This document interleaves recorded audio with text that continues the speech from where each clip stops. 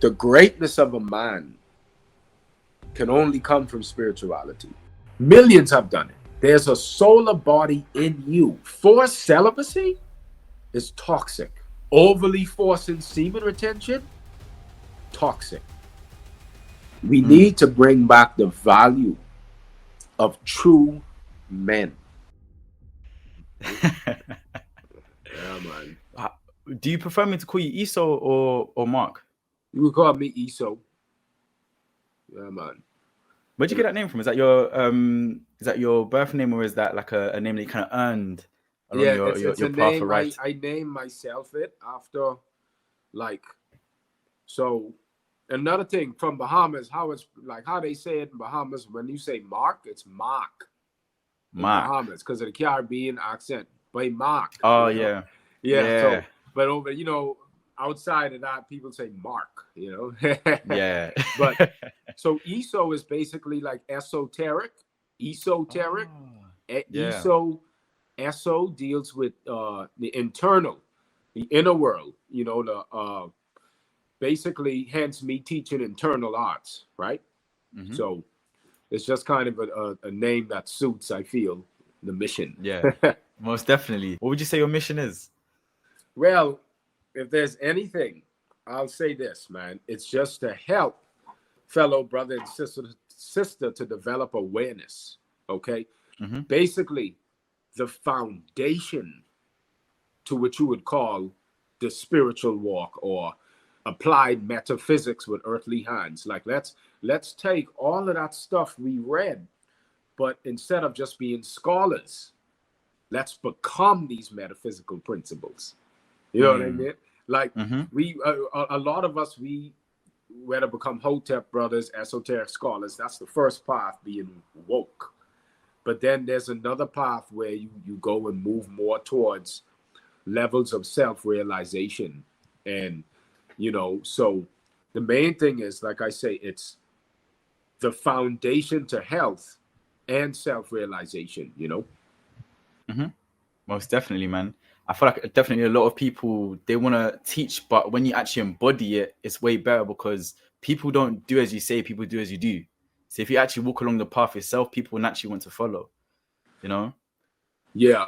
And then you get personal experience. You know what I mean? Like, it's a beautiful thing. And again, I'll say the mission is to stand up for what meditation actually is.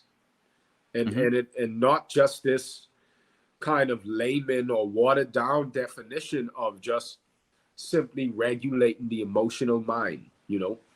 Most people's meditation is just, you sit and you could do certain mudras in your meditation and they will feel sensations of the blood circulating, the lymph, their prenatal chi that they already have. And any energy sensations they feel, they sometimes can over amplify the meaning to it. And then they'll feel like they're actually like on a certain level in the journey when you haven't even broken through to the pre-beginning stages. All right. So it's also the gist of the work as well is to give the essential readings, direct you to authors, so you have your self-study and you learn how to harness energy. Because the great sages and yogis, they left the knowledge, the Taoists, they left the experiences that cultivators, that spiritual cultivators, or when I say that word, again, I mean it, it's a process where you fill up the body with life force energy and you begin to open the channels over time. That's what true meditation does, So it isn't only this thing where you regulate the mind and your emotional triggers, and you should also feel a higher energetic state, So remember what I said, about the first stages of feeling that fullness in the abdomen. But let me let you ask your questions. Well, my first question is how do you know when you're inside of this high energetic stage? Okay, so it's really the simple part. One is you don't need as much sleep. Okay, you don't need as much sleep. Another thing, you don't feel as dependent on food as much. You know, like you have certain beliefs of okay, I'll take in this supplement, I'll take in that supplement, or you know. And the first thing I was told by my shifu that taught me qigong was, when you know true meditation or qigong, which again you're probably gonna ask me what that is for the listeners.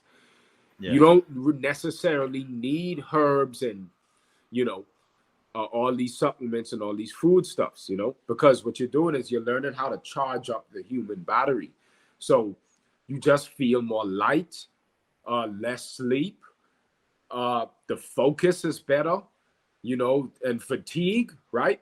You know, you don't feel as fatigued, you know, I got to take as frequent naps, right? So, you know, it's just really that simple, where that fatigue feeling is, I feel like that's a big problem for most people. Most people, you know, they may not be sick, but there's an energy problem. Yeah. Yeah, most definitely. So let's go into the to the meat and gravy of it then. So what actually is qigong? Okay, so again, Qigong, which means Qi means life force energy. Okay, life force, the breath. In the breath is the life force energy, all right, that powers the avatar. Okay, it's an energy called prana. They call it Qi. They call it cosmic energy. Qi and Gong, G-O-N-G, means to cultivate, right? Means to harness or to work, to put in the work. So Qi-Gong is essentially energy cultivation or energy work. Okay. Now, I just want to say it's a very new word. This was all just considered training to enhance your meditation. Because in the temple, you had to go through these specific techniques and stretches, and it was a way to do to open up the body to where the breath could actually, or the spirit, because spirit and breath are actually one and the same. If you look at the root word, where you're able to fill up the body at the root, which is the what they call the lower dantian. The first stages of qigong, of energy cultivation, is focusing on the lower abdomen. All right. Now, while you're learning how to open up the lower abdomen, you are doing a bunch of different stretches as well to open up blockages. But you got to first know how to breathe deeply into the lower abdomen, which again is not, a lot of people are going to make the assumption that it's belly breathing. All right. So I'm going to demonstrate here. Okay. So like, for example, when people think of abdominal breathing, they're going to inhale and the belly expands. And when they exhale, it contracts in. That's like, now don't get me wrong, that's better than chest breathing. All right. For most people, the breath isn't, you're not breathing deep into the abdomen, and it leaves from the abdomen, and mainly they're breathing into the chest. Now, if you do some type of yoga or meditation in the sense what most people think meditation is, the breath will be a little deeper and you'll be breathing into the midsection, which is like here, right? When you inhale, it expands, exhale, it contracts. However, there's a deeper breath than belly breathing, okay? And that is not considered to the yogis and to the monks in the temple. That belly breathing is only half of the abdominal breath, okay? True abdominal breathing isn't only when the front part moves, but you also have where, when you learn how to fill up from the training, the lower back will even contract a bit. And you could find the middle, which is the dantian. The battery is right in the middle of the abdomen. So over time, what takes place is you start to store qi in your lower dantian. So it's an actual thing where when you meditate, just like when you eat food, you feel full from, you ate some food. When you're meditating and you're harnessing energy, the breath, you will have a fullness in the abdomen. That's why there's an ancient saying called empty mind, full abdomen. Most people experience empty mind to some extent in their meditation where they regulate the emotional mind, but they got to bring the energetic part of it with it. So empty mind represents the psychology. A full abdomen represents the physiology, where the body and mind become one.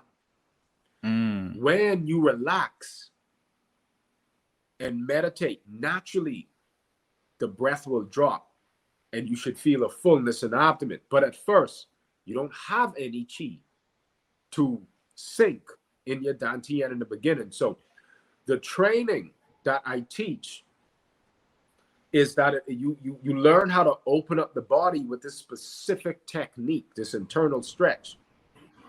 And you open up, and over time, the chi will begin to manifest. So now you see that when I sink it, I'm going to relax, and you can kind of see when abdominal area will naturally expand. I'm not sure if you see it. Again, so you see when I inhale, exhale, that's belly breathing, right? Now, when I sink the chi and relax, now watch when I exhale, it stays out. It's a fullness, hence the belly on Buddha. All right? Belly on Buddha, to be full, to become abundant. And from that abundance, that fullness from the abdomen, it starts to grow.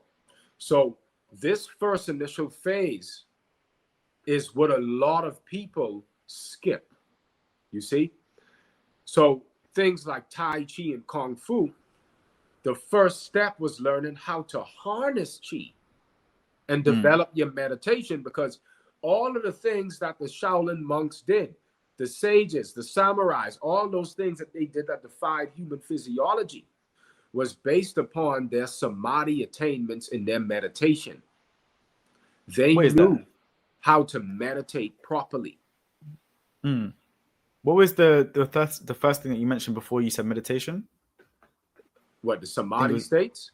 Yeah, what's the samadhi state? So a samadhi state is just when you get in a state of meditation and it's like this blissful emptiness. Like it's almost like a state where you don't even feel the body. It's this, it's not enlightenment, but it's stages to enlightenment. It kind of is like motivation, you know? But a samadhi state is, you know, the pineal is going and, you know, you just feel this, the channels open and it's like this blissful state, you know? And it's like kind of like you could feel somewhat of a merging. And, you know, like even to use these words, you know, emerging in like a oneness you feel. Okay. Like that. But basically, you had to learn first how to store chi and fill up your battery. First, that's level 1 to the game. That's level 1. You know, any master mortal, they would start you off with that. It's just, you know, Tai Chi is good. However, Tai Chi was meant to be first. So this is how when Grandmaster would teach it online, we would do Qi-Gong first. Harness the Qi. Have a full abdomen after. You ate, right? You consumed. Then the Qi you harnessed, you would circulate in Tai Chi movements. So Tai Chi was meant to refine the circulation of the Qi. So it's energy circulation, not so much energy cultivation. And what most people think is of Qi-Gong online is mainly Tai Chi. Because when you ask them, and this is what my Shifu asked me in the beginning, okay, you doing Qi-Gong? You think so? Well, do you feel full? And I'm like, yeah, I think so. Yeah. You know, I don't know what he meant by that, right? Yeah. Like, but 2 years later, which again, I was doing things before I knew the reverse breath technique. I see what they mean now. It's different. It's a different way to breathe. It's a different way to meditate. And in Kung Fu, the whole time, their chi would be synced, and like how when you expand it, it'd be synced and full, the chest empty, and the whole time they doing the Kung Fu moves, they have inexhaustible energy because they have some chi that they could use from their Qi-Gong. Yes. So I think some people are probably thinking, so what actually is Qi? It's the life force, right? Yeah, you could say the breath. You could say, Qi, and that's like a big definition in of itself, because the Chinese would say this is heavenly Qi, the heavens, this is earth Qi. But when they talk about Qi, they, Qi-Gong, we talk about the bioelectric energy that runs the body. So, for example, before there's any, when the brain sends out a signal, a command, right? When there's some physiological process, before any physiological process takes place, there's a biophotonic signal that precedes all biochemical processes. That's from your nervous system, the powerhouse, all right? So the brain, remember, also uses up 20% of the blood. The brain uses up most of the energy. So again, when we talk about Qi, we really talking about, again, you could say the bioelectric force and the nervous system, the nerve energy, right? You're growing your nerve energy for the brain. So like people say, the gut, some people call it the second brain. Some call the gut the first brain. And then some get a little more clarity and say the whole body's a brain. All right. So the goal of Qi-Gong, of meditation, is to connect the higher with the lower region, right? The gut being the second brain or first brain, it's just it's the storehouse, okay? The brain doesn't generate its own energy. It uses energy. The brain stores energy all throughout the body, but the main storehouse is in the lower dantian, the lower abdomen, which is the energy center, your battery, all right? So you have to first know, just like your phone has a rechargeable battery. When the phone gets low, when the battery dies and it gets low, you don't think nothing of it. You just go and charge it up. So here's a big problem with human beings. They get low on energy, but they don't know how to charge the human body. So that's when a lot of judgments take place. Seeking for things externally, right? You could, of course, there's things that can help. The sea moss, the whatever it is, shilajit. However, primarily what powers the body is the breath. Even the sun, right? Obviously the sun as well. But understand this. And I said this before on a video. If you standing in the sun and you getting sunlight, and I used to come to you and choke you out and restrict the breath, the sunlight hitting your body wouldn't save you. It wouldn't nourish you. It's the intelligence inside the body, the natural function and flow of the prana, the chi, the breath. When that's restricted, even sunlight isn't assimilated. So don't skip steps. It makes sense that if you evolve your breathing, you evolve how the avatar will assimilate the cosmic forces, even assimilate food. If you could put food in you and I will choke you out, the avocado would just sit in your colon. Dead, right? So this, I want to tell people, becoming abundant of life force energy is not based upon how much avocados you eat in a day. You don't get abundant of Qi from grounding to the earth. You don't get abundant of Qi from sun gazing. You don't get abundant of Qi from fasting. You get abundant from meditation.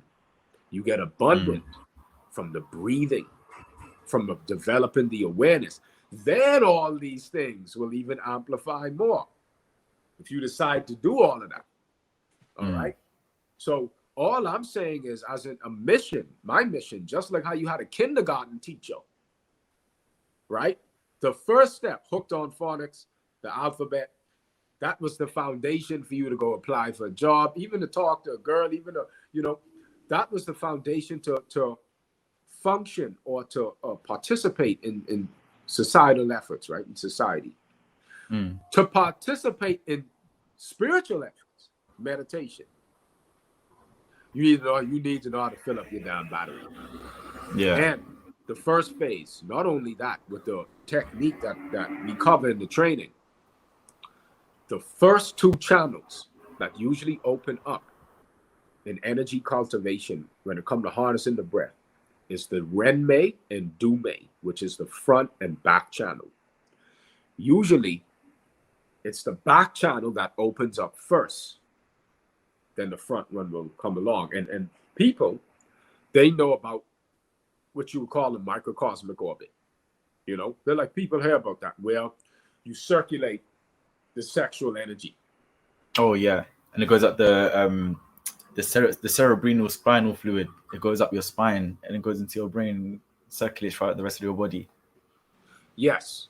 So, that's the first. So the front and back channel, and then India, they talk mainly about the left and right, the Ida and Pingala, but that opens up usually with the front and back, they say. So the front and back channel, and knowing how to fill up the battery, the dantian, is the foundational stage that the Taoists spoke about. And that if you didn't know how to fill up your battery, and if you're breathing, they called it embryonic breathing. And it's like where you're breathing so light and so gentle and thin. It's almost like you're breathing like an infant, a baby. That's how you fill up the body efficiently. And the breath, it lengthens on its own accord. You don't like try to make it deep. It's the body begins to do it. You see, as you surrender more to it, you know, it's basically where now you're going in the body and you're stretching parts of the body, like the middle, you know, you're stretching the abdomen, opening the lungs, the chest, and you're breathing into this stretch, brother. You're not waiting for it to happen naturally. You're making it happen. It's a difference. That's what the Taoists was like. You know, the Buddhists will say, we're going to allow it to happen, which will take very long. The Taoists are like, we're going to make it happen. Yeah. Right. So Qi-Gong is like the lifting weights of the breathing exercises. And the breathing technique that we use in Qi-Gong is called the reverse abdominal breath. Traditional Qi-Gong, by the way. Traditional. Yeah. What's the difference between the traditional Qigong and the modern day Qigong? So the modern day Qigong is they consider it, and again, this is what they told me, and this is Grandmaster Guo Lin. They grew up in a Kung Fu cultivation family. You know, I'm not trying to say that for anyone listening to this, and they're teaching like medical Qigong or something. I don't want you to get defensive. You know what I mean? Like I'm saying what you are doing is amazing. It's still good. You open in the channels, you circulate the energy. However, medical Qigong, most of the Qigong online and what's being taught, they do not consider it to be Qigong. They consider it mainly to be a precursor maybe to traditional Qigong. But to the Shaolin monks in the temple, they would tell you that it does not resemble like how it actually been taught, you know? So even my grandmaster, Guo Lin, he don't even like the word Qigong. He don't like the word Qigong. He says it's just meditation. But he said because Qigong is loaded with a lot of stuff. So the difference between it's mainly medical Qigong where, you know, people, you want to bring it into the abdomen, right? So they start to do normal abdominal breath, not the activating the where you actually storing the Qi and cultivating the Qi. So mainly medical Qigong is mainly circulating Qi, but not harnessing Qi, not cultivating more than what you inherited. You see, whereas Qigong teaches you how to actually build and harness and build it from the root and then throughout the entire body.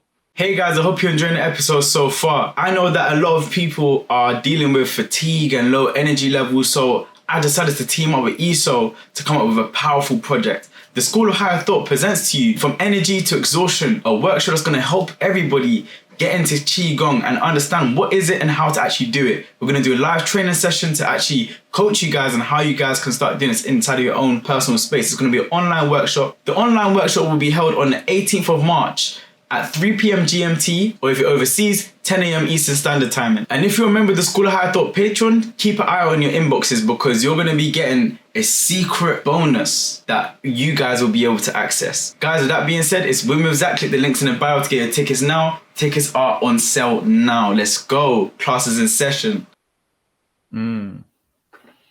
So far, you've mentioned a couple words, and just to fill my curiosity and to help bridge the understanding of my knowledge and also the viewers' knowledge as well. What is that? The dantian? Is that the abdomen? Yeah. So the dantian is an energy center. It's basically the human bioelectric battery. It's the main battery where Qi is stored. It said this is where the Qi resides and grows from. All right. So it isn't in the front part. It's like 2 inches below the navel, and it's like in the middle. All right, like right in the middle. That's your lower dantian, which is your battery. Knowing how to truly like fill it up, and it's a breathing that I never knew. You know, I thought I did. You know, and I kind of was like, well, what is he talking about? You know what I mean? I am breathing it into the abdomen. And I was like, oh, no, I wasn't actually. Before this technique, I wasn't really doing it. Now, understand this, Zach. There are yogis that did achieve the filling up the battery without the reverse breath technique. But it just takes a very long time. They may have done cave meditation. They may have, you know, who knows? You know what I mean? But it just takes long. Because I asked him, I said, well, why do we do this? And not like, he said, take too long. You know? Yeah. I had all of the same questions, man. You know, because I thought I was doing traditional Qigong in the beginning. I was only doing medical Qigong. You know. When did you start doing it? 2018. Okay. Yeah, 2018.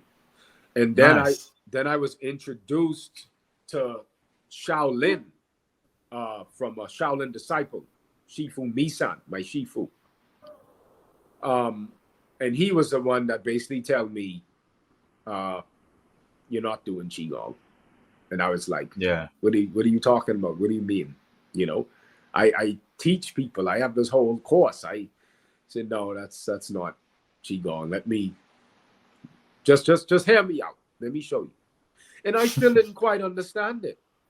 I kept doing it, you know, and then I asked questions, and now it's like I have this full clarity, like, oh, that's what he was talking about. Yeah. Okay? That's how it feels. That's how Qi actually feels.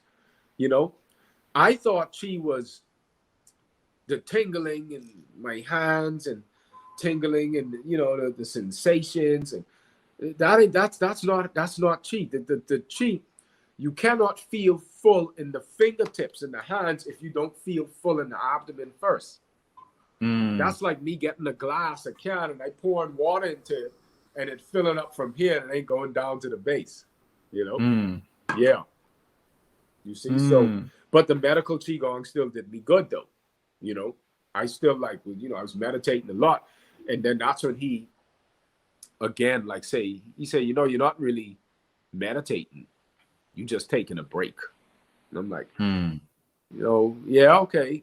You know, and now, like, been from doing it for a minute, I'm like, oh shit.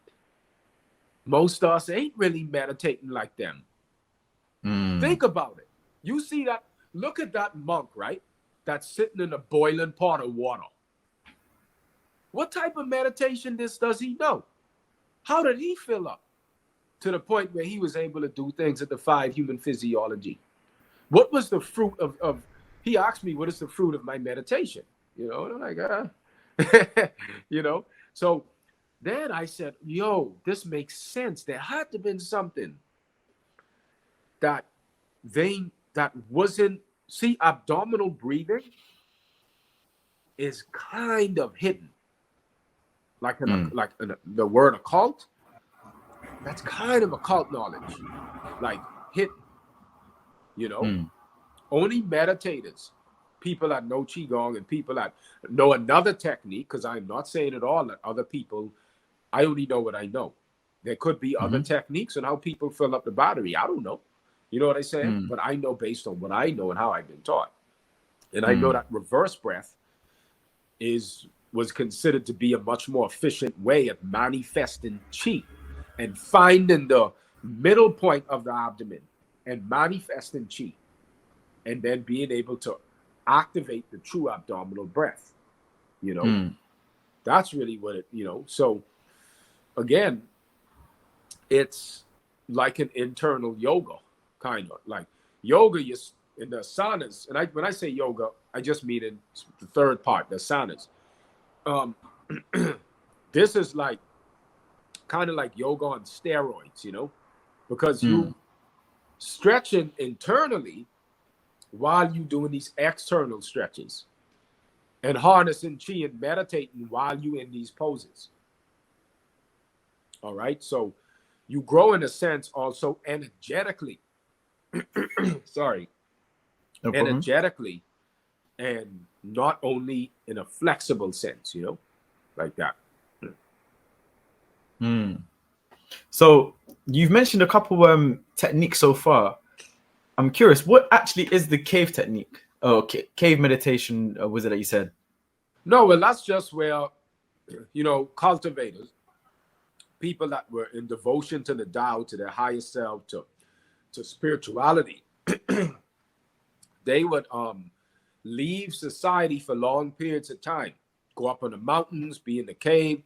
Even the original term, the cavemen, that wasn't no barbaric white people like how some brothers like to make it seem like these Yeah, cave beasts. Flintstones or something. No, cavemen were the yogis. They were the highly enlightened beings, you Mm. know, that activated their self-realization.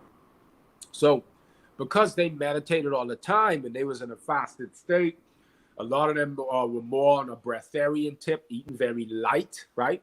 Not eating a lot. So over time, the breath naturally just dropped and filled up the battery, you know? Mm. And that's all that is. They just would isolate themselves.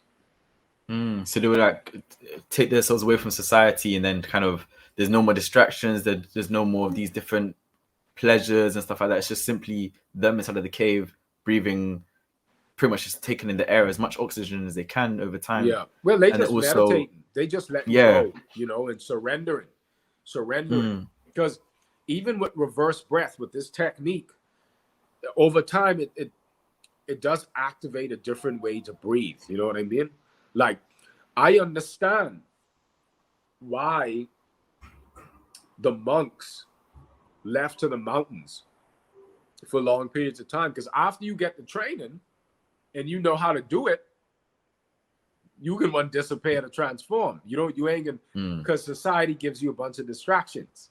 So in order for the transformation to go on unhindered, they would leave and be in the woods. And this is when now you've developed the awareness the breathing, the meditation, the self-knowledge, so nature can transform you. You don't transform just because you isolate yourself. Don't necessarily mean you going through some self-transformation. You could be in the damn cave drawing doodles and shit. You know what I mean? Like literally.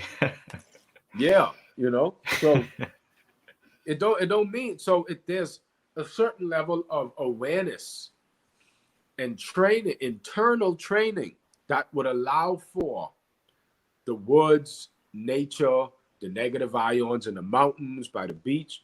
You would actually know how to harness the energy, and you would begin to have a deeper appreciation for nature. Most definitely. Because why is that? So Zach, why is that important? Most people, when they look at nature, it's just this beautiful thing. Like, oh my God, it's absolutely gorgeous. It's beautiful. It's like, you know, imagine you have a girlfriend and all you're doing is saying how beautiful she is. But do you really know her? You know what I mean?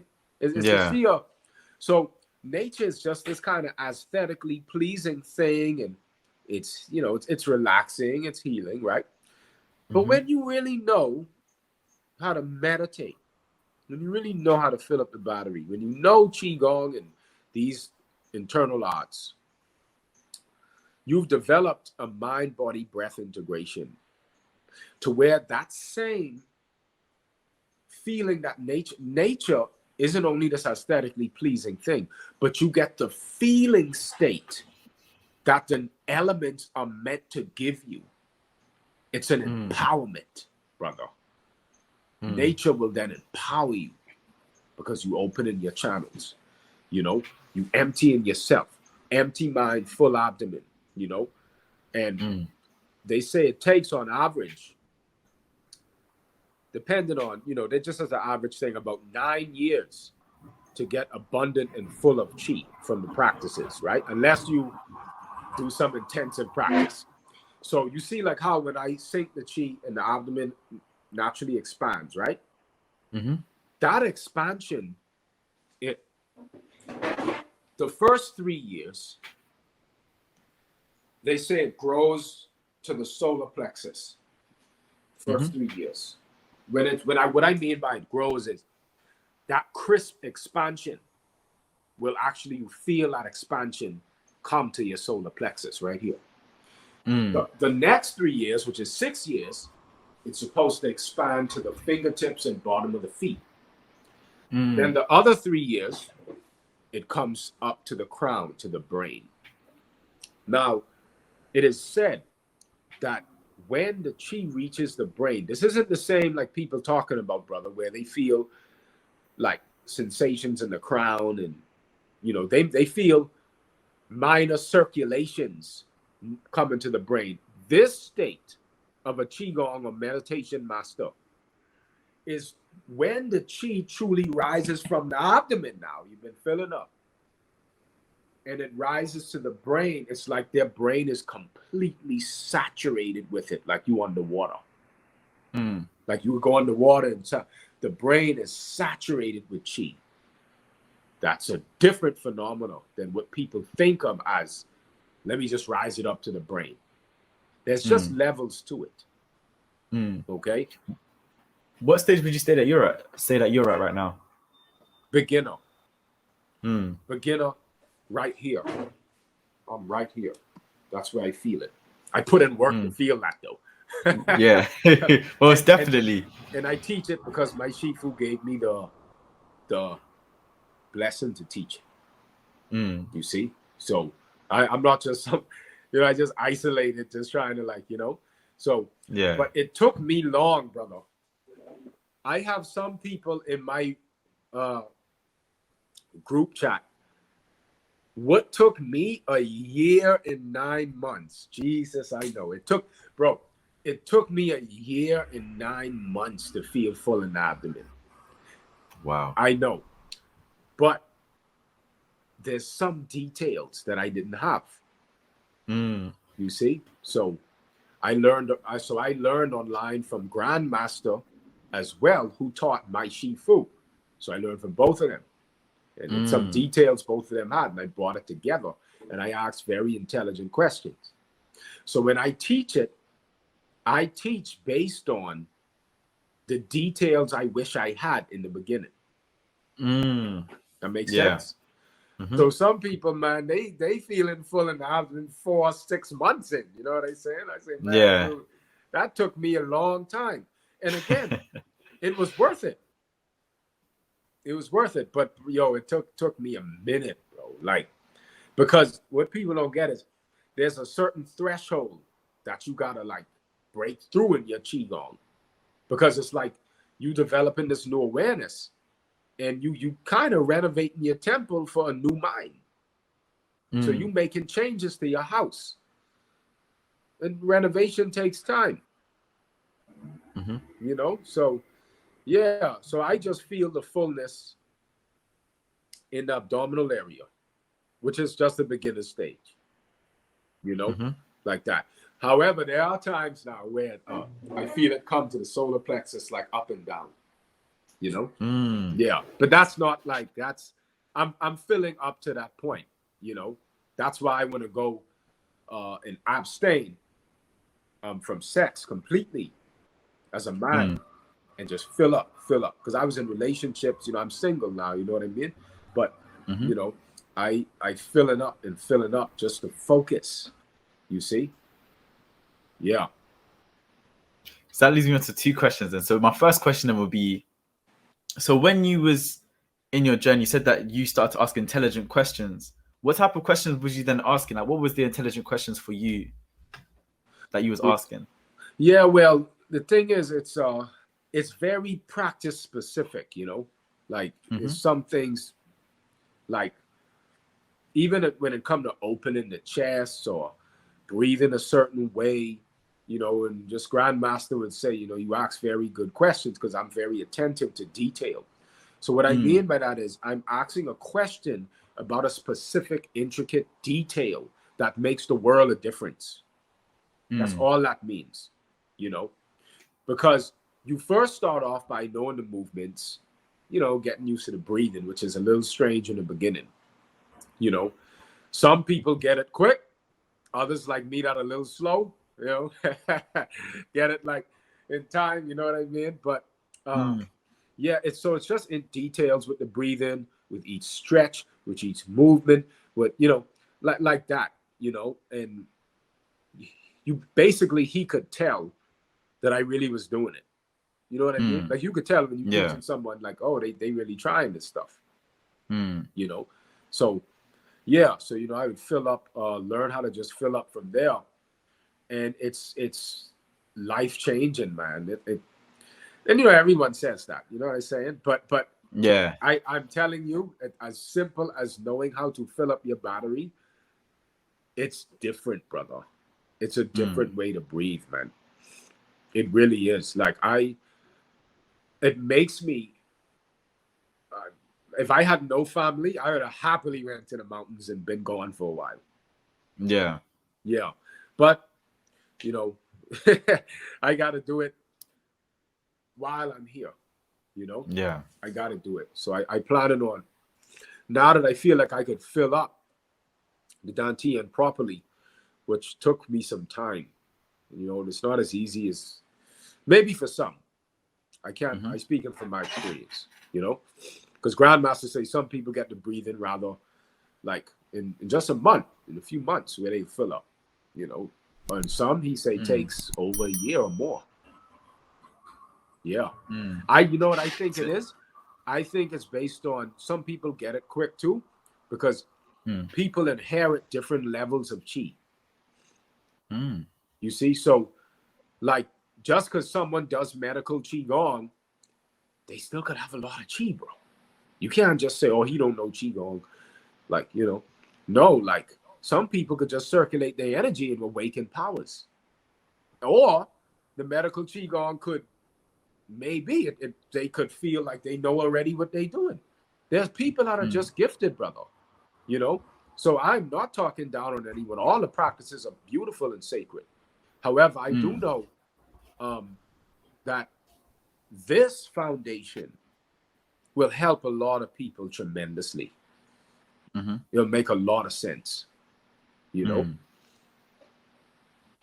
And now that brings me on to my second question now, because you briefly mentioned that you're looking to abstain now. So what's your I'm guessing that you feel positive about it, but what's your opinion on semen retention? Yeah, so semen retention, first thing, it's funny, first thing I was told, just don't have more sex than you do Qigong, right? Because obviously a man, you know, your semen, that's your sacred fluid. I mean, it's kind of a known thing now, right? It's your brain, your brain fluid. But the issue is too that there's brothers that do semen retention. They may feel physical strengths and all that, but or feel better, but in a spiritual sense, in an energetic sense, a lot of brothers that talk about semen retention, they don't know how to fill up the battery properly. So they're not making full use of the semen retention, you know? So that's why anytime they ejaculate, they all like judgmental and feel low on energy because they holding on to their last little drop. Yeah. If I lose it, I can regenerate quicker because I know how to charge the battery and cultivate. So Qi-Gong helps you in your meditation to rejuvenate even quicker. Obviously, you don't want to lose your seed, right? But I can be real. I mean, a lot of us still are babies in this. In the beginning stage is actually a little better sometimes to release because if you lusted, if you like sex, and if you release a little bit, like it's really, really not that big of a deal. It's when you excessively do it, you see, too much. But then also on the flip side, there's the brahmacharya celibate path where you don't ejaculate at all. And that was how a lot of humans became ascended masters, you see, was through celibacy. But you had to know how to cultivate energy and meditate. Celibacy ain't gonna do nothing for you if you don't meditate and know how to fill up. It just would be suppression or based upon a belief, So this is a problem too with the church. They disconnected like celibacy from the yogi practices. Now it just is this thing where it doesn't seem doable. Why would you want to give up sex? But if you know the truth, as you become an elder, I think all elders should give up sex. You do it as a youth. But after a while, when you know the path, this is why back in the day, before we died young, an 80-year-old, 90-year-old, that was seen as like a 20-year-old back in the day. And you would study the path, you would know the technique, you would know the truth. Live your human life. Enjoy, live the household years, have your children if you want to, eat your food, right, for entertainment, right, But as you become an elder, you understood that this body is a caterpillar. And within this body is another vehicle. Within the caterpillar is a butterfly. But the caterpillar had to go into a meditative state and be still and shed and let the transformation to take place. And then he could fly. As an elder, first you would know how to meditate to make sure keep your meditations up from the youth so you don't deplete too much of your chi from human life. Human life and emotions in and of itself depletes chi. Why do you think they ran away? To focus. You have to. So, this is where human sacrifice came about. Not the human sacrifice that people think about, like Satanists. You sacrificed your human life. You sacrificed your human mind. And you put your human body on the altar.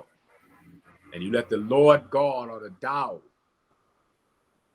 you knew how to meditate, you got the training, you went through the esoteric schools, and you knew how to transcend and go into the next phase of Maya, which is in your astral body, your chi body. Millions of people have done it, have become ascended masters and transcended human incarnation. Millions have done it. There's a solar body in you from your abdomen that can grow. This is why the Taoists, or this is why they say both man and woman get pregnant. So there's a part of it where semen retention is even deeper, called suprasexuality, where that means that you kept all the energy for yourself in celibacy, in your cultivations, and your meditations fed you to the point where there was no other earthly pleasure that gave you this type of bliss. You didn't suppress earthly desires. You had a desire that was better. Hey guys, I hope you're enjoying the episode so far. I know that a lot of people are dealing with fatigue and low energy levels, so I decided to team up with ESO to come up with a powerful project. The School of Higher Thought presents to you From Energy to Exhaustion, a workshop that's going to help everybody get into Qi-Gong and understand what is it and how to actually do it. We're going to do a live training session to actually coach you guys on how you guys can start doing this inside of your own personal space. It's going to be an online workshop. The online workshop will be held on the 18th of March at 3 p.m. GMT, or if you're overseas, 10 a.m. Eastern Standard Time. And if you're a member of the School of Higher Thought Patreon, keep an eye out on your inboxes because you're going to be getting a secret bonus that you guys will be able to access. Guys, with that being said, it's Win with Zach. Click the links in the bio to get your tickets now. Tickets are on sale now. Let's go. Classes in session. That's important. Forced celibacy is toxic. Overly forcing semen retention, toxic. Meditating, knowing how to fill up, doing the right thing, you know what I mean? Then, you know, you could build up to holding more and more of it. Some brothers could just do it because everyone just has different levels. I'm not saying that a brother can't just go ahead and do it. But what I am saying is it doesn't hurt to know the training, even if you're on a level, doesn't hurt to know, you know? So again, just like how animal sacrifice is a degenerative expression of giving up your animal passions, your addictions, all right? This is what the esoteric schools, Masonry of Light actually taught. Well, there's no sacrifice or worshiping a deity or nothing like that. Nothing like that, you know? And again, human sacrifice was a degenerative expression originally meant the giving up of your human sexual life in order to regenerate and become a whole being. All right. However, also on the flip side, there's multiple ways to the journey. There are people that used sex to open channels in Tantra, a couple that know that have practices they do together. But they weren't using sex like how we have animal sex. You know what I mean? Yeah. It wasn't sex to procreate. It was sex to open channels and circulate the energy. You could use sex, but you know, there's some people don't use it. You don't have to use it. You don't need a woman. Just as much as a woman don't need a man, that she could become self-realized. As a matter of fact, the woman cultivators, they were called the great mothers of the earth. The celibate woman. They were like, I mean, the greatest motherly like energy, you know, like people would come around them and when you hug them, you would feel all this emotional tension be released. You know, the healing energy that they carry. So there's a vast majority of women that could benefit greatly from this knowledge as they get old in age, and they may feel like they're alone, they, you know, they have no man or didn't work out. And, you know, they got to be careful, you know, because they tell women about the biological clock. And then what happens is this causes a misery. But she has to understand first and foremost that the sexual energy, the whole ovarian fluid, was given to her for her. And she can cultivate that, you know, and feel bliss without a husband. She could just have male friends, and just that alone, a communal sense, because your nervous system gets more sensitive. You know, a simple hug, even just to feel somebody, that a friend in your atmosphere, like their tantric sex is also no touch. You could feel each other's energy circulating, right? So again, there's so many beautiful things, brother. You know what I mean? That are birthed out of this, and there's many techniques. But where I stand is, at least know how to charge up your battery, man. At least minimum level, you have to know how to charge up the battery, because you can't be operating from a dead battery. You can't. No, you have to fill yourself up.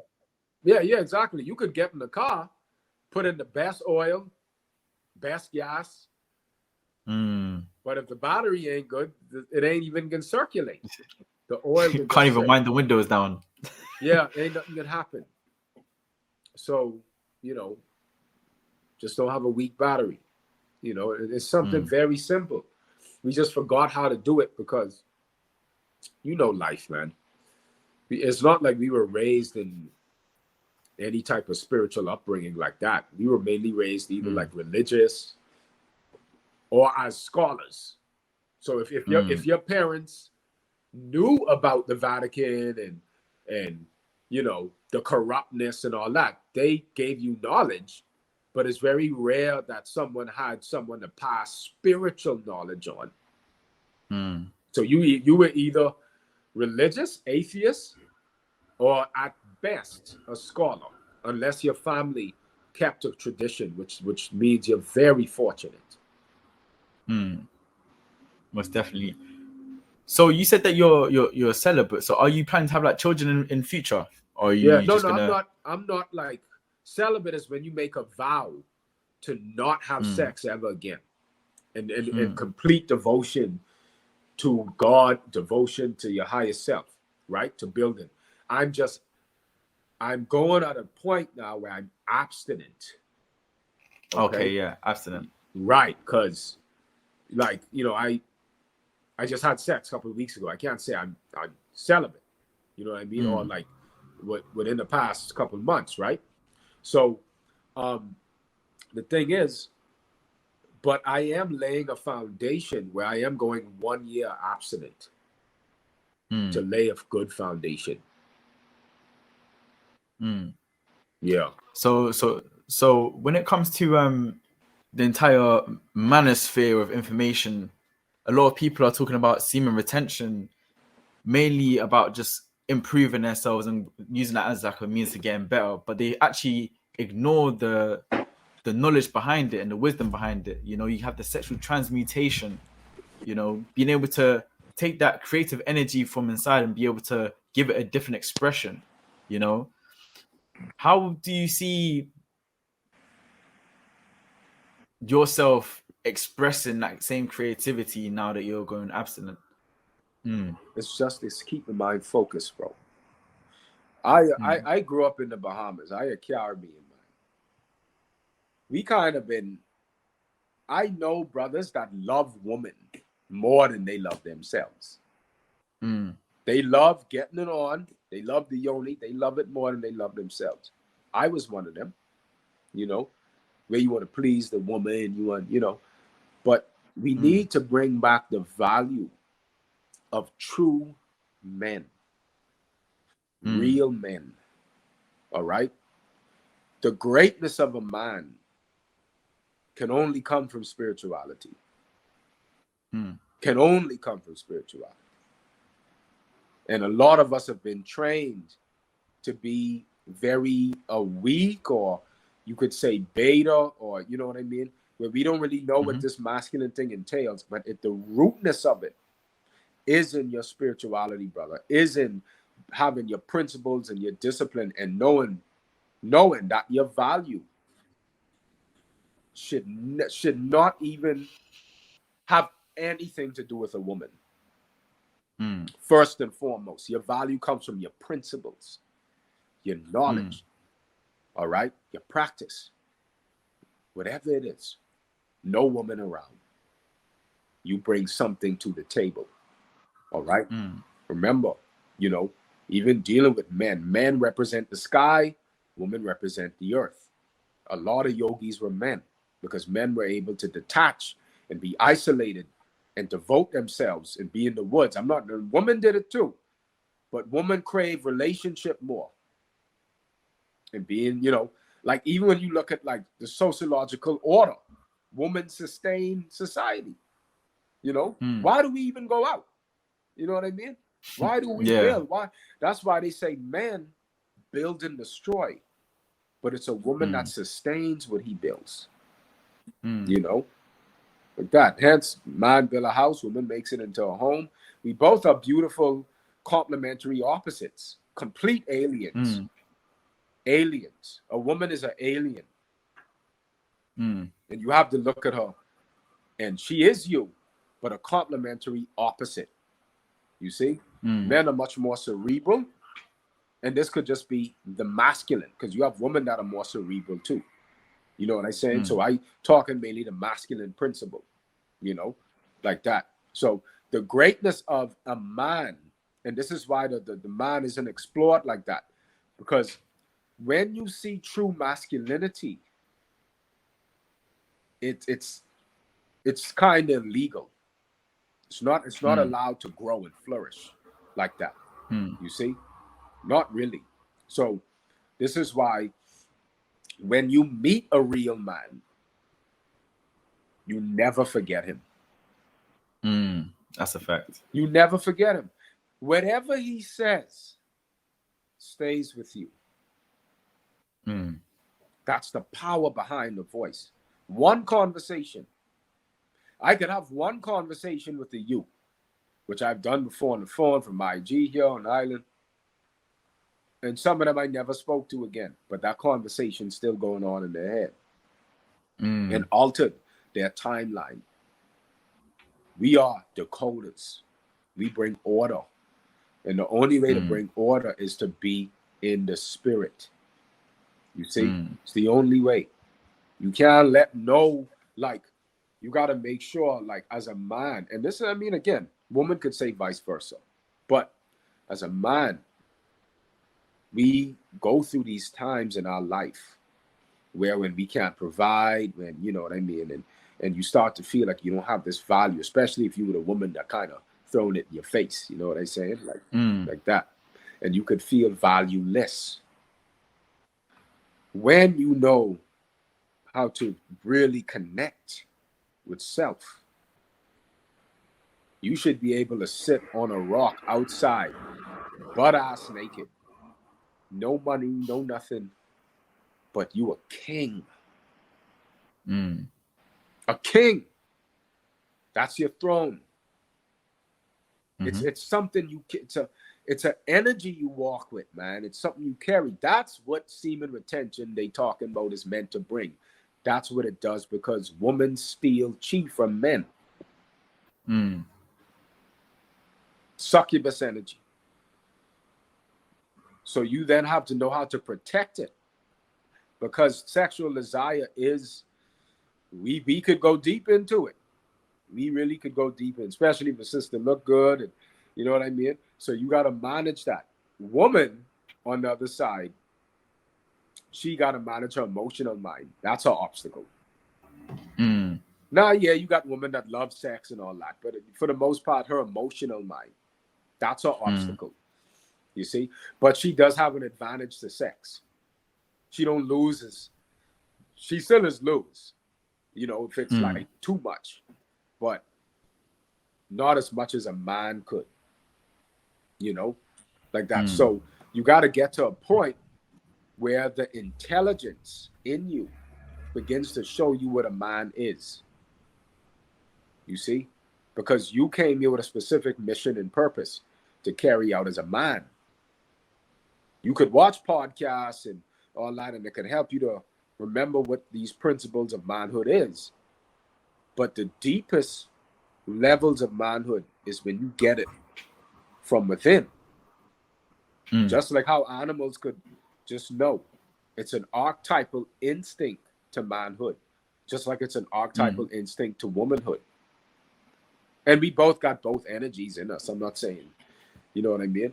Obviously, you got to be in your feminine and, you know, of course, but we really need to have more balanced masculine men. Yeah. You see? It's heavily imbalanced right now. Heavily. What'd you say? I said it's heavily imbalanced right now. Yeah. Masculinity. You know, and it ain't about control. Like, I can be real, like, the whole thing with a woman submitting to a man, that's also an archetypal thing that should just happen naturally, but it's not the word submit. It's devotion. She loves you because of the respect and honor she has for you, for what you bring to her life. A woman has to feel like it's just an honor to know you. And then out of that comes devotion. She wants to help you. Not a submit to me woman, and you know, it's a natural thing that evokes out of her, and then she will evoke some things out of you. You know, women also motivate us. You know, 100%.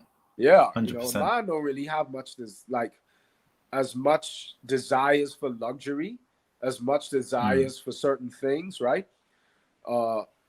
A man could not even give a fuck about having a home. He may just want to travel. But a woman can motivate you. You know what I mean? So that's why they, you know, Shakti, she moves.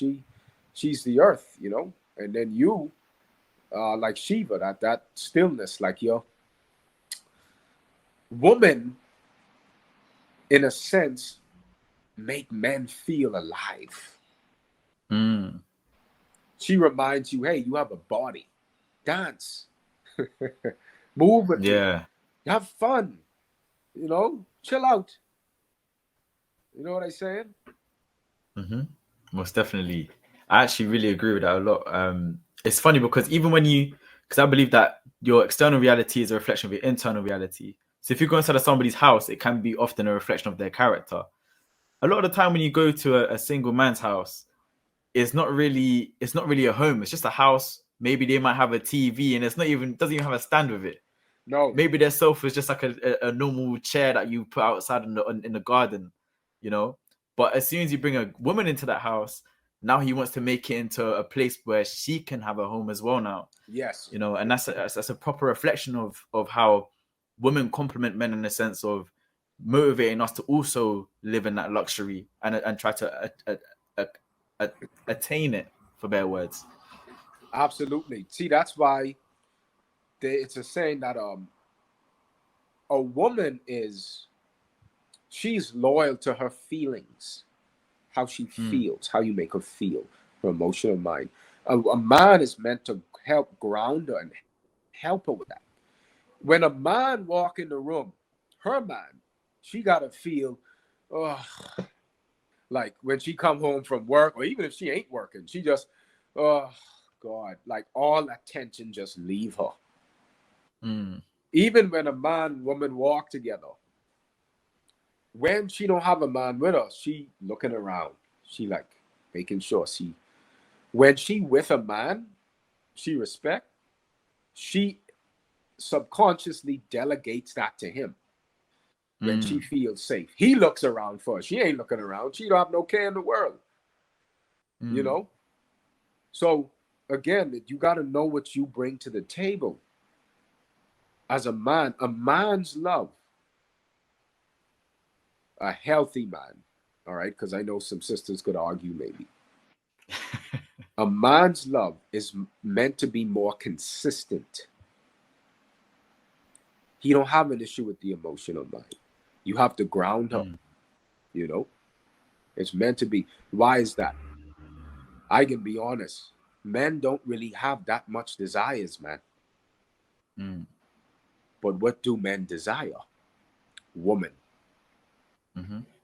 Woman love luxury. Woman love this, love that. Men love woman. That's it. You know, and it's like when you even for both man and woman, you do not know what true love is until you reach the realm of no desire. Love is not desire. Love is not based on, I could pleasure you. Like I told this one time, I could give you the most pleasure sexually. I could do all these things and pleasure you. That don't mean I give a fuck about you. That don't mean I have any form of loyalty to you or that I'll protect you. She could have another brother as a friend that don't really pleasure her. They don't talk. They don't. And he could bring more of real love. Love is a word that's thrown around a lot. But when you tap into no desire and you look at a woman and don't desire her, you see her as yourself. And then both of y'all can hold hands. Imagine a nun and a yogi both commit to celibacy. What is their love? It's friendship. Husband and wife, before the fall in sexual perversion, before the fall of consciousness, was just a term for divine friendship. They assisted and helped each other with their ascension. I don't want you to stay trapped in the demiurge. I don't want you to stay trapped here. We done incarnated many. Let's get out of here. Let's find our purity. That's a love that humans don't. A human being is a God stuck in the realm of desire. A God is a human that transcended desire. But here's the thing. Desire ain't bad. It's as you take in more of the light, you will naturally desire more meditation, the light. And it will teach you the fact that I bring it in my own love. I don't have to take love from another being. I don't have to constantly, you know what I mean, crave for sex or do all these things and all of that. You know, over time, you begin to water yourself. That's what you learn. That's why this is so deep, brother, because it changes your ideals of love, because you start to learn how to love yourself. And when you learn how to love yourself, which is nothing more than an energetic, like saying, right? You bring in more energy into you. You know, the mind is calm. You bring in more energy. You cultivate in your soul, your spirit. So what a lot of people starting to realize, or maybe not yet, is that we don't have souls. We have soul seeds. We have souls in potential. You could be indigenous. You still have a soul in potential. You may have inherited a bit more, but that melanin, again, if I was to choke you out, that melanin will still, you ain't breathing, so it ain't gonna do nothing. So before the melanin talk, before the indigenous, all these things we like to talk about to make us feel like elites, drop the elitism just for a second and look at what actually makes you grow. Learn what waters the spirit for real. Just like how you can go to the gym and you could work out and get physical muscles. You could also do exercises to grow your soul seed. It's like soul agriculture, you know? But here's the funny part, right? You could have a mango seed and never taste mangoes. It's just a pebble. You know what I mean? And like, you could read about it. Like, wow, mangoes are the orange, they're this color. You know what I'm saying? But within that pebble is an unlocked potential energy. It's the same with your soul. That's what sexual transmutation, all them things they talk about. You grow it through spiritual cultivation. The Gnostics say that the average man and woman only incarnate with 1/3 of their soul, their essence. You got to fill up more in this life. Yes, sir. So would you say that part of a man's rite of passage is to go on this journey, then to abstain and to, you know, not only abstain, but also fill themselves up with love as well? Yes.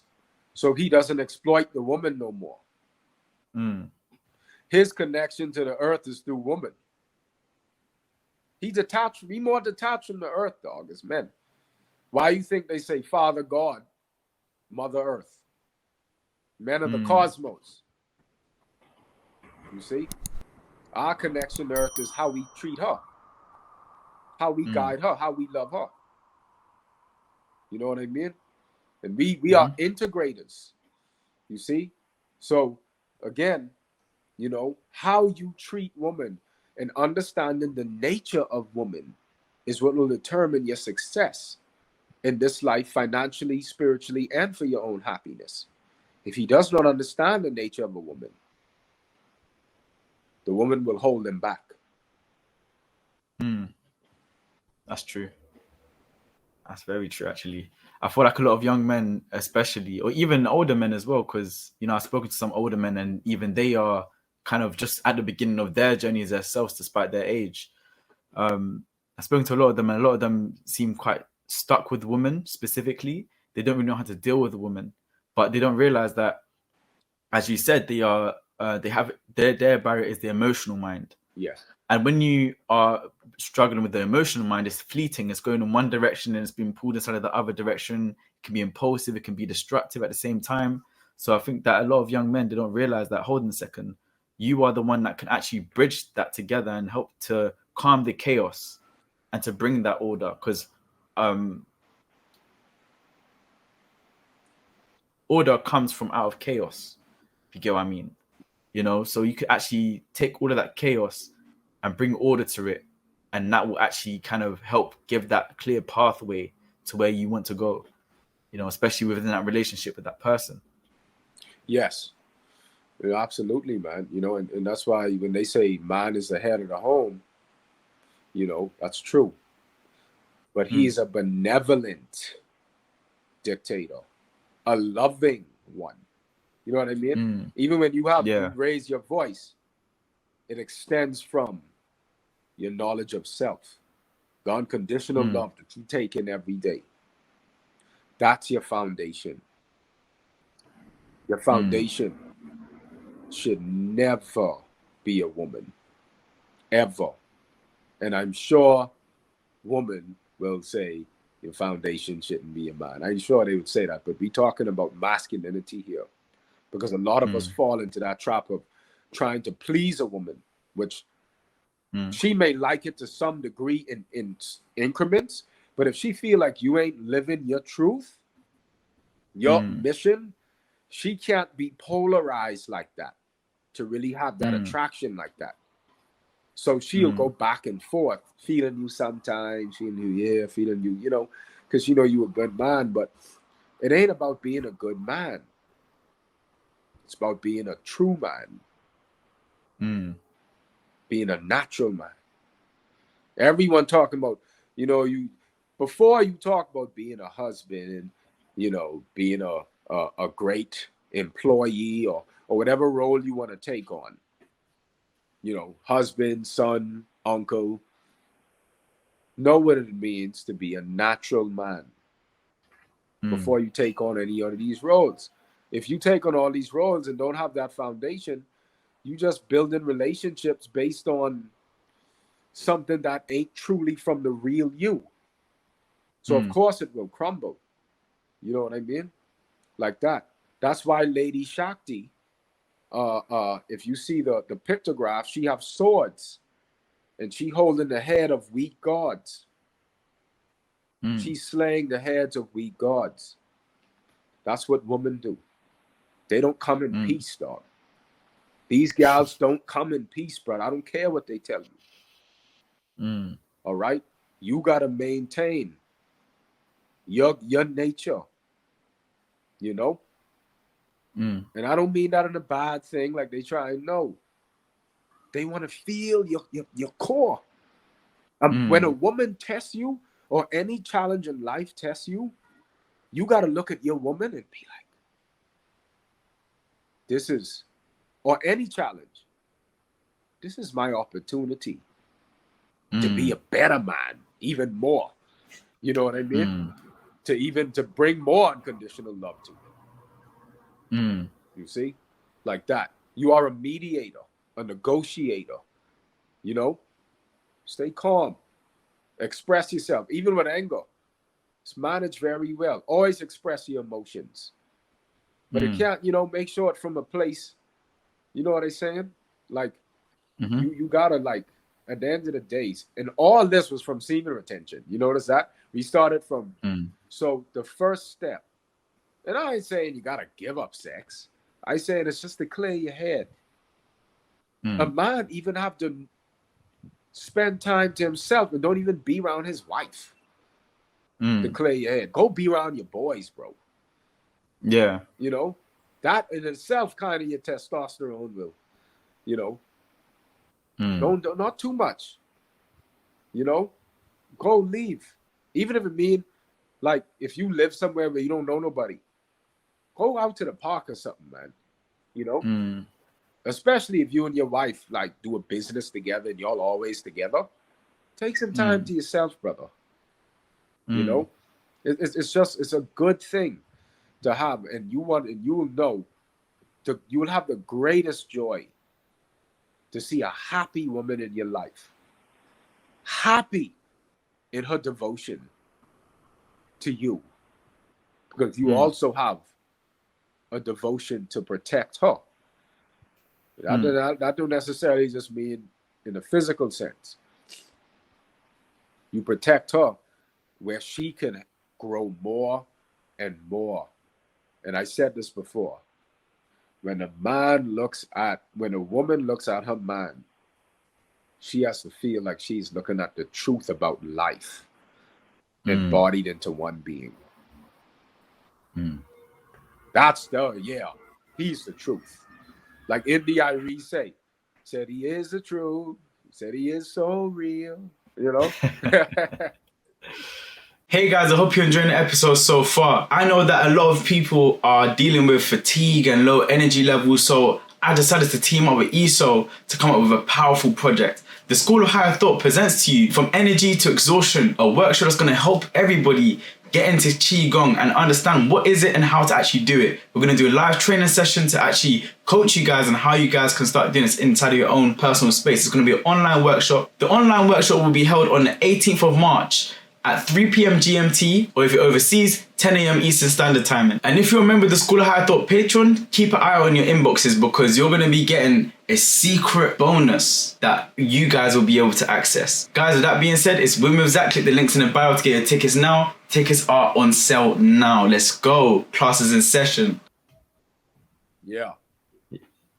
Most definitely, man. Because I like that you're saying this because I have a girlfriend and I even see inside the situations with her, for example, in the past, she might have been with certain people that weren't really standing close to their truth. But I stand close to my edge personally. So for me, like I wake up, she's happy, I'm happy. But then I see in some people's relationships, I notice that because the man's not standing close to their edge, the woman in her feminine core, she feels almost disappointed and feels like she can't really trust his masculinity because he's not fulfilling his side of things. It's almost like being inside of an informal contract. And inside of that contract, it says that I'm going to do this, and the other person's contract says that I'm going to do this. And in order for that contract to fully be fulfilled, both parties need to fulfill both of the deeds that they've said that they're going to do. But the issue is that some men expect women to as you said, devote herself to them without actually fulfilling their side of the deal. They're not able to fully protect and to provide for them, not even on a physical level, but on the spiritual, emotional level as well. And that's probably more important than the physical level. Yes, absolutely, man. It's women are attracted to masculinity. The whole thing where she want a rich dude and she want what they have in the lifestyle they'll provide, but I don't necessarily mean she respect the dude. You know what I mean? Or like Exactly. Women are very clever, man. They're smarter than us when it comes to a lot of things. So it's like, that's for sure. Right. So, but when you're, she's attracted to masculinity, that polarized, just like how you attracted to femininity, And again, there's different.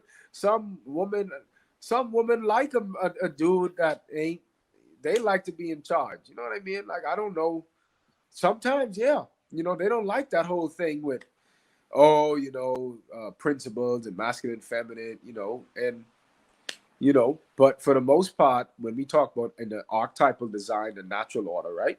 Like, yeah, like it's the way you carry yourself, regardless of how she feels. Because if it's up to your principle in your life and don't compromise, there's some things you could compromise. But do not compromise your principles. Don't try to do all that shit. You gotta stand firm in it. Because that's when the testing comes. Most definitely. You see? Most definitely. You got to. The principles is like what grounds us as men as well. That's what keeps us aligned with our true selves and the path that we're walking on. If you stray away from your path, it's because you're violating your own principles. Yes. Absolutely. And you will notice too, the way women need to be covered by men, good men, even if it's like a good friend, a brother, you got to see women as this sacred thing, right? And when you look at a well has this beautiful sacred waters, but it could get contaminated. So to keep the well sustained, this purity, you put a covering over it. That's masculinity. It's what covers the well and guides it and knows of the purity in there. He's supposed to show her own purity. Like that. So, and it's the same way, like, you will see, trust me, even in times when, for brothers that have issue with finances, don't listen to these brothers and sisters online about you got to be this and that and make a certain amount to have a woman. And, man, when you're on your mission and you live in your truth, and a woman will just vibe with you, bro. All that shit is just some extra shit that they believe in because they haven't tapped into themselves like that. Just like brothers that, okay, well, I'm going to go travel to the Philippines and go find a wife because these American women. Well, no, with me, I could be an American and still evoke that response out of American women. It's what's in you. That's all. You see, so, and always be honest. Don't lead her on into a serious relationship. If you know that's not your intention, you got to lay it out. It's the way men do things that fuck things up. For sure. If you want to have sex with a bunch of women, be honest about it. Don't waste your time. That's all it is. Don't do that shit. I know of brothers that, like, every time they get a new gal, they get the girl all in love with them, and you know what I mean? That ain't the right way to do it, man. You hurting your sisters. If you want to make love, make sure both parties understand what's going on. But there's always usually a cost with it, because at the end of the day, if you do it a lot, there will be some emotions involved. So, and this, I like how this turned into like a manhood talk. It just naturally flowed. Yeah. You represent unconditional love, brother. Consistent love. Not emotional love. Unconditional, consistent love. You see, that's what you meant. And you have to understand this, when you have a family and when you have a child, you are a spokesperson for the principles of life. The principles of life is what will teach your child. You have to be a representative of the discipline so they themselves could integrate the wisdom for themselves. You're just a spokesperson. You're not the true parent like that. You brought them into this realm. You give them some guidance, a lot of guidance, right? But they go and they teach themselves. You know? So, yeah, man. Yeah, man. I can't lie. It's this is definitely eye-opening conversation, because a lot of things I've either heard from somewhere in terms of like in terms of, I was reading about the masculine and feminine principles. You know, the way have you ever read the book The Way of the Superior Man by David Eder? Yeah. So I've read some of it here from there, but then you're now, you know, layering up on the knowledge and refining certain aspects of it for me. So even when, as you're saying, how, you know, I don't remember what it was specifically, but you said something to do with women and how they kind of almost like they extract from you, and if you allow them to do it so too much, then it's withdrawing from your energy, and that puts you in almost like a deficit, you know. And if you're constantly in a deficit, you don't have the room to really rebuild yourself. Yes, if that makes sense. Yes, and I feel like a lot of, sorry to interrupt you, but I feel like a lot of men are struggling with that at the moment as well, especially with, you know, social media flooding you with women, which is what men desire, and the next thing you know, they're going on to porn websites, or maybe some men will even go to escorts, and then, you know, and then OnlyFans and this whole entire sexual culture, overly sexualized culture. And it's put men in a really big deficit, because now men are struggling to build themselves up, because mentally they have built the habit of thinking too much about the sexualization of women, rather than how to actually, you know, looking up and looking at their community and thinking, how can I actually bring value to my people? How can I build myself up? How can I, you know, as you've been mentioning, how can I charge myself back up, rebuild my battery? Yes. It's only the spirit. Breath, right? Spirit. That's it. You know what I mean? And we search for it in ways that we just don't understand, brother. You got, you know, the yogi on the mountain that's meditating is seeking the same thing that the guy at the bar is seeking. All right? Blissful pleasure, no suffering. Now, he may be drinking to run away from his problems, but that's giving him a temporary time of no suffering. Yeah. Okay? It's the difference with them is the yogi is going about it in a wise way, whereas us other men kind of go about it in a foolish way. That's why in Freemasonry, they say all of us are masters. But there's the foolish master, and then there's the wise master. You know, even the pedophile is seeking the same thing as you, because the pedophile is attracted to purity in a child. Why is that? Because there are men that have become so numb to their own purity, so insensitive to their own spiritual essence. And you have to understand that the greatest currency in the entire galaxy is purity. The purified human soul, right? So everybody seeks that. The yogi is seeking purity too. It's purifying. But the pedophile lives in perversion. So he's doing it in a perverted way, where he gets turned on from a child, the purity in a child. Notice the word, turn on. When you charge your battery, when you're turning yourself on. Getting that energy. Right. And then the sensations you get from women, you'll be able to circulate it, and instead of wasting it, they can actually help you to produce more chi. You see? Right? It's just, you just got to be careful, because don't emotionally attach to a woman too much. That's suicide for a man. You're dead, man. You're dead. you know. And nothing wrong with, again, you have a wife, you have a girlfriend, nothing wrong with that. But mind, you got to stay focused, bro. Stay focused. There's a lot of brothers that have, like, there's so many things in our society that are great people, you know what I mean? But, you know, the treasures remain dormant because they get so distracted, you know? Yeah, man. So it's,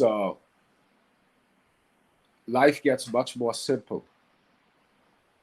And being a man is, especially as you cultivate and you learn, it's just as simple as a bird that building a nest. You know what I say? He didn't go to school. He ain't watch podcasts to build a nest. That's in his archetypal design. You're born to do that. It's just natural to you. Yes, that's it. A man is born to be spiritual. That's why we came to the planet. Women were here first in mythology. And this, as I was taught by my elder. Women were here first. Men came after to help with spiritual ascension as well. The emotional mind, all, you know, there's a reason man came after. You know, I can get too deep into that. But, you know, for the most part, the main things that we touched is that what you call spirituality is an active process of filling the body up first with the spirit. The flesh is spiritual. A perverted mind brings a perverted flesh. There is no body, man. There ain't no body, bro. The body is something that just is dead. This when you leave, then the breath leave and the spirit leave. The body just drops. It's like you have a puppet, right? You have the strings. The puppet is dead. It ain't alive. It's the strings. It's the spirit. You, the strings.